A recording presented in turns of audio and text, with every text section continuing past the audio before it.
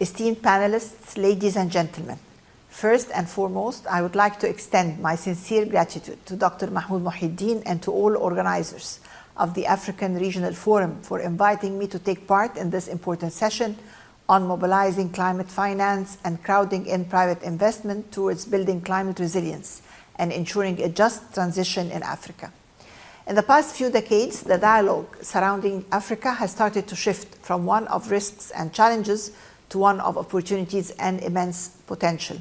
This change in perception has been prompted by the noticeable progress the continent has witnessed in various areas, notably achieving substantial economic growth, eradicating poverty, and improving living standards over and above a much enhanced business environment, thanks to the implementation of key reforms.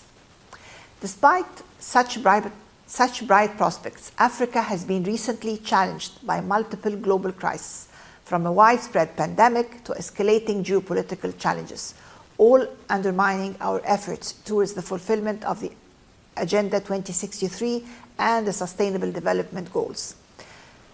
Unfortunately, challenges facing the continent are only expected to exacerbate as climate change enters the equation. In fact, rising temperatures around the globe are already fueling environmental degradation, natural disasters, weather extremes, food and water insecurity, and economic disruption. While Africa's contribution to the changing climate is negligible, it stands out as the most vulnerable region to its devastating effects. Hence, the absence of immediate action not only poses setbacks to developmental efforts, but also risks reversing the hard-won gains achieved by African continents in the recent years. Without a doubt, and realistically speaking, no bold climate action will materialize without the sufficient financing needed to underpin efforts directed towards both mitigation and adaptation. According to recent projections, Africa needs around $250 billion each year between 2020 and 2030 to implement its NDCs. This heightens pressures on the continent and its ability to fulfill development objectives, and from that perspective, the issue of financing, especially for Africa, is expected to be placed at the top of our agenda during COP27.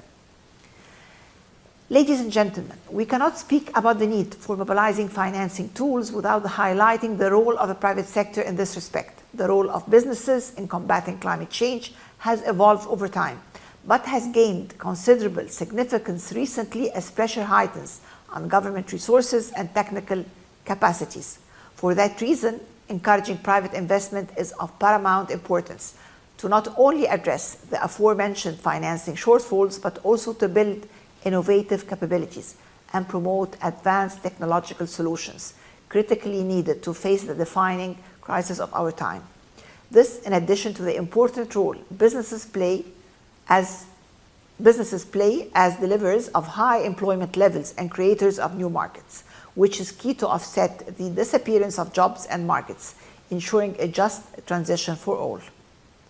Furthermore, private-public partnerships should be considered as effective and innovative tools in financing climate-related projects.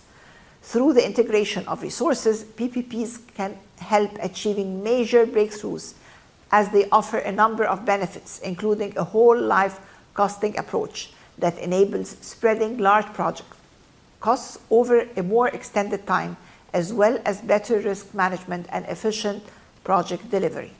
This can free up public funds and provide the fiscal space governments need to fulfill developmental agendas. It can also encourage the creation of new markets and stimulate private investment in sectors and activities that were previously deemed impossible or inappropriate by private investors. In actuality, this is exactly what we need to accelerate the momentum towards a green transition and the reduction of carbon emissions.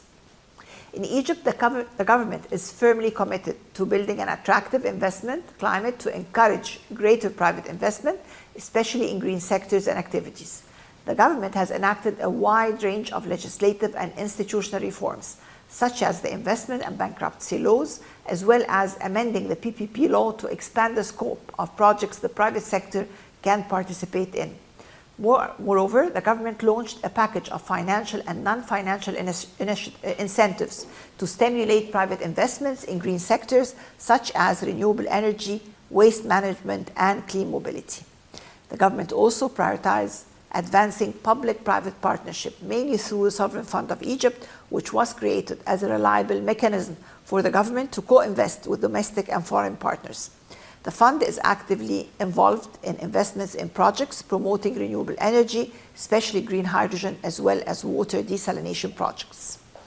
Ladies and gentlemen, in conclusion, it is crucial that we act quickly and ambitiously to address the prevailing financing challenges that impede investing in recovery, climate action, and the realization of the SDGs in Africa.